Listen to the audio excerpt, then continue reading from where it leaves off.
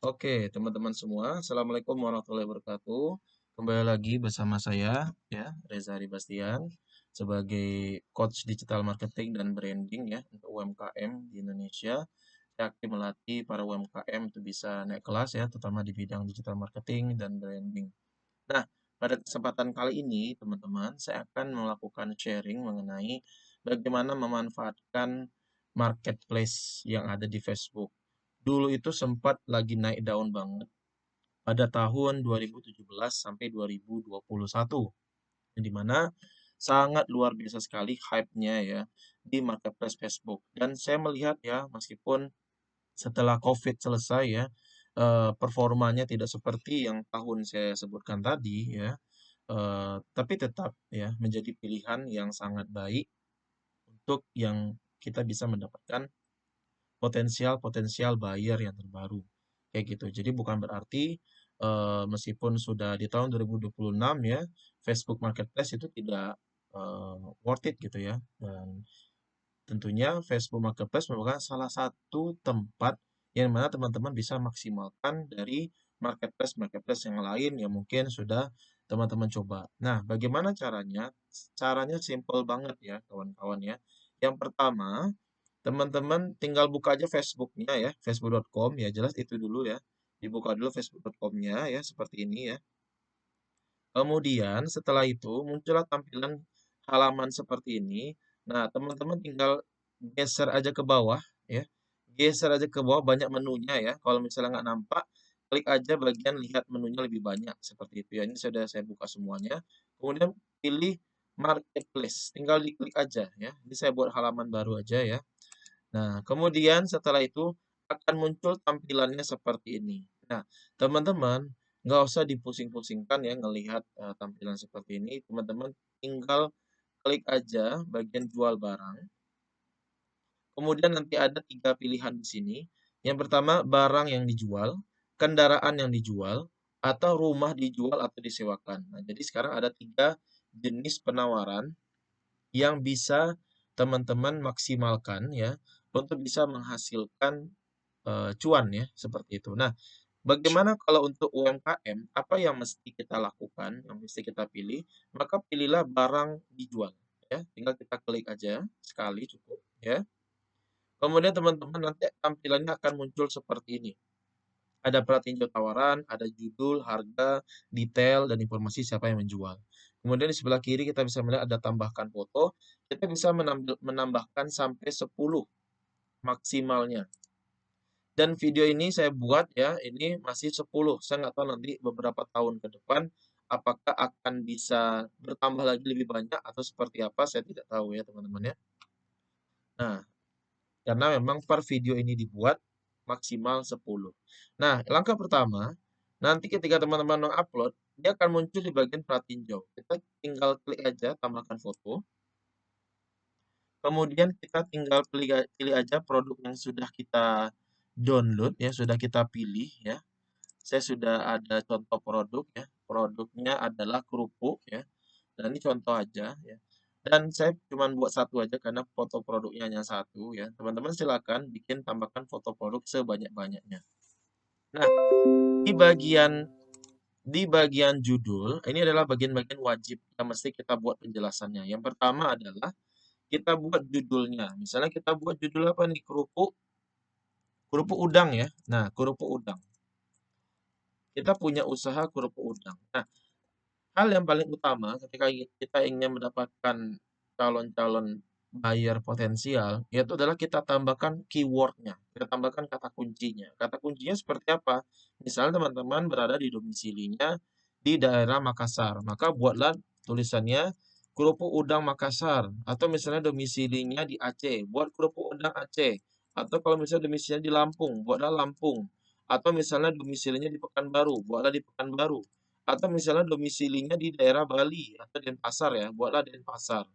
Atau kalau misalnya domisilinya di Jakarta, buatlah di Jakarta. Nah, itu buatlah sesuai di mana domisili teman-teman berada. Nah, di sini kita pilih aja kerupuk udang dari Jakarta, seperti itu ya. Kemudian untuk harga, psikologi market ya, ataupun psikologi manusia di ranah penawaran, tentu kita harus membuat angka itu jangan dibulatkan secara utuh, ya. Saya perjelas ya, jangan dibulatkan secara utuh. Karena kalau saya hanya berhenti di bulatkan aja, pasti nanti ada aja komplainnya. Kayak gitu ya. Maksudnya apa? Tidak dibulatkan secara utuh. Eee, artinya adalah misalnya harga kerupuk kita ini harganya 13.000, maka jangan buat 13.000, buatlah 12.900. Nah, ini yang saya maksud. Tidak dibulatkan secara utuh. Kalau utuh itu maksudnya gimana? Buatnya 13.000 lah. Karena harganya 13.000 kayak gitu. Maka dibuatlah ada angka yang nanggung, itu maksudnya, tidak dibulatkan secara utuh, ya. Saya sengaja mengulang-ulang kata-kata ini ya, karena sering kali UMKM itu yang kadang-kadang nggak paham apa yang saya maksudkan. Jadi saya ngulang beberapa kali agar nantinya teman-teman bisa paham ya, bagaimana meletakkan hal-hal yang bagian utama. Itu bagian harga. Kalau kita geser lagi ke bawah, ya, kategori. Nah, di kategori teman-teman tinggal pilih aja, apakah produknya adalah rumah dan taman, atau bagian hiburan ya, video game, atau buku, film. Jadi di sini kategori buku ini termasuk kategori hiburan ya. Jadi bukan hanya main game aja hiburannya, karena ada sebagian orang ya dengar buku itu sebagai hiburan, menonton film juga hiburan, musik juga hiburan. Jadi kalau teman-teman jualan buku, pilihlah di bagian kategorinya hiburan, ya. Seperti itu. Kemudian kalau misalnya kategorinya pakaian, silakan pilih pakaian dan seterusnya. Kalau keluarga, pilih keluarga. Nah, apakah punya saya ada makanan? Nah, ini kadang-kadang menjadi pertanyaan. Makanannya kok nggak ada? Kayak gitu kan. Nah, maka kita bisa pilih yang bagian ini, iklan baris. Kita pilih lain-lain. Karena produk bagian makanan itu tidak ada. Maka kita pilih bagian lain-lain. Nah, untuk kondisi kita pilih. Apakah dia baru? Apakah dia bekas seperti baru, KW Super ini ya? Apakah dia bekas tetap dalam kondisi baik atau bekas cukup baik? Kita pilih. Nah, kalau kita jual makanan tentu kita pilih yang baru. Nggak mungkin dong bekas ya. Gimana lah ceritanya nanti jual kerupuk bekas digigit orang kan nggak mungkin ya. Nah, yang berikutnya adalah bagian keterangan. Nah, untuk keterangan, teman-teman sebenarnya ada banyak cara ya. Yang pertama, buat sendiri ya. Caranya gimana? Ya tentu diketik aja dong. Bikin tentang produknya seperti apa, tentang isiannya gimana, benefitnya seperti apa, call to action-nya seperti apa, dibuat seperti itu. Nah, kalau teman-teman ingin cara yang simple, teman-teman bisa pergi ke ChatGPT. Pergi ke ChatGPT, nanti teman-teman tinggal masukkan aja produknya ya, masukkan aja produknya, kemudian nanti teman-teman ya, teman-teman nanti bisa ya seperti ini ya, ngupload produknya seperti ini, dicari produknya. Nah, kemudian tinggal ketikkan aja, buatkan saya ya, ini kita gratisan aja nih teman-teman, nggak berbayar ya. Saya ini gratisan ChatGPT ini ya. Buatkan saya caption yang menjual dengan copywriting yang membuat orang ingin segera order produknya. Nah, kayak gini aja, ya. Tinggal kirim perintahnya, nanti dia akan membacakan atau membuatkan copywriting-nya. Nanti kita salin aja nih, lengkap sekali teman-teman. Lengkap sekali. Nah, nih. Udah. Ada versi yang soft selling, ada versi yang hard selling, ada versi yang storytelling. Dibuatnya 3. Soft selling, hard selling, storytelling. Pilih aja lah sesuai gaya teman-teman seperti apa. Kalau saya pilihnya, mending teman-teman pilih yang soft selling aja.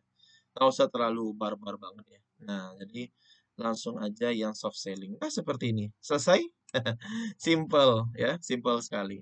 Kemudian setelah itu teman-teman, baru nanti silakan kalau menambahkan label silakan. Kemudian pastikan tawarkan yang sebagai tersedia. Jangan yang pilih yang di atas ya. Pastikan dia selalu tersedia. Gimana orang mau beli kalau misalnya nggak tersedia dibuat ya. Kemudian lokasinya buatlah mau di mana. Misalnya kita buat jadi di Jakarta ya, maka kita cari di daerah Jakarta. Nah, seperti ini ada centangnya teman-teman ya. Kemudian setelah itu silakan ya promosikan setelah diterbitkan ya di centang. Kemudian jangan pernah klik ini ya. Ya percuma kita jualan kalau kita sembunyikan dari teman ya. Ya nggak apa-apa kan. Ngapain kita malu ya kita jualan ya. Kita kan ini ya memang melakukan dengan cara yang halal ya seperti itu ya. Hidupkan saja. Kemudian setelah itu klik berikutnya ya teman-teman. Nah ini nanti silakan nanti pilih aja grup-grupnya. grup-grupnya apa, tinggal inilah yang menjadi kelebihannya, kelebihan di dalam kita membuat suatu, promosi ya di marketplace ini. Kenapa? Kita bisa mempromosikan ke berbagai macam komunitas. Ini tengok aja nih, isinya 39.000, ada 88.000, ada 14.000. Nah, ini juga saya banyak, ini ya, grup-grup sawit ya, karena ini jualan jualan produk-produk olahan sawit pernah juga, jualan juga reseller juga ada ya. Ya, apa, jualan-jualan rumah juga pernah, jadi macam-macam ya, yang dikerjakan ya, dan ini sudah sangat lama ya, kayaknya udah 1 dekade yang lalu deh kayaknya ya. Nah, sekarang udah fokus ya, tidak jadi marketer lagi ya, ini semua dijualnya. Nah gitu, jadi tinggal pilih aja teman-teman ya, mau di mana pilih aja marketnya ada di mana, misalnya ada di Kalimantan Tengah, ada di Jambi, ada di Kalimantan Selatan, ada di Rohil, ada di mana lagi nih, macam-macam nih, ya Pekanbaru. Nah, pilih aja mau di mana ya, atau di Bandung gitu ya, pilih aja, nanti tinggal masukkan, nanti dia akan mengirim langsung di sana dan pastikan kita sudah dapat izin ya dari grupnya ya, jangan sampai kita nggak dapat izin, takutnya nanti malah jadi persoalan. Jadi itu teman-teman ya. Nah, ini saya nggak klik terbitkan, nanti malah terpromosikan ya, saya nggak ada produknya, malah kacau nanti ya. Nah, jadi ini sangat worth it banget dan saya dulu pernah jualan, TV bekas ya, 10 pieces itu, alhamdulillah dalam waktu semingguan ya, itu udah laku keras kayak gitu. Jadi sangat sangat, potensialnya besar banget ya, masih sangat besar banget. Jadi itu mungkin teman-teman ya, bisa dimaksimalin ya, semoga bermanfaat edukasi saya, sharing saya pada kesempatan kali ini. Dan sampai jumpa di pertemuan berikutnya. Dan jangan lupa like, comment, share, dan subscribe ya. Agar saya semangat untuk sharing-sharing lagi kepada teman-teman semua. Kalau ada mungkin rekomendasi saya harus sharing apa, silahkan chat aja di kolom komentar, kita diskusi bareng. Sekian dan terima kasih. Wassalamualaikum warahmatullahi wabarakatuh.